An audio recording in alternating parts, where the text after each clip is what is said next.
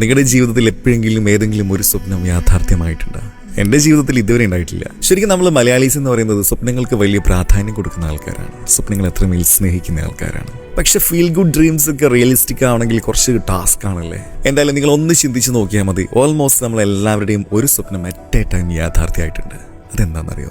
വർഷങ്ങൾക്ക് മുന്നേ നമ്മൾ 2ാം ക്ലാസ്സിലോ 3ാം ക്ലാസ്സിലോ 4ാം ക്ലാസ്സിലോ പഠിക്കുന്ന ആ ഒരു കാലഘട്ടത്തിൽ രാത്രിയിൽ കിടന്നുറങ്ങി വീടിന്റെ കിഴക്ക് വശത്തെ മലയിടുക്കുകളിൽ നിന്ന് സൂര്യൻ ഉയർന്നു പൊങ്ങുന്നതിന് മുന്നേ തന്നെ അതീവ ഗാഠനിദ്രയിലേക്ക് ലയിച്ച് വീണ നമ്മൾ അതിമനോഹരമായിട്ടുള്ളൊരു സ്വപ്നം കാണും. അതിങ്ങനെയാണ്: ആദ്യമയക്കത്തിൽ നമ്മൾ കതകൊന്ന് തുറക്കുന്നു, പുറത്ത് നല്ല നിലാവുണ്ട്, ഇളം മന്ദമാരുതൻ നമ്മളെ തഴുകി തലോടി പോകുന്നു.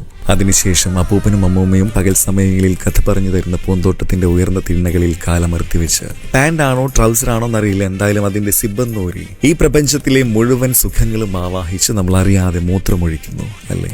ഒഴിച്ച് കഴിഞ്ഞ് ഒരു 1.5 മിനിറ്റ് കഴിഞ്ഞിട്ട് ചുമ്മാ തപ്പി നോക്കുമ്പോഴായിരിക്കും മനസ്സിലാവുക അയ്യോ കിടക്കയിലാണല്ലോ. പക്ഷെ ആ സമയത്ത് നമ്മുടെ മനസ്സിൽ വരുന്നൊരു പാട്ടുണ്ട്. അതിങ്ങനെയാണ്: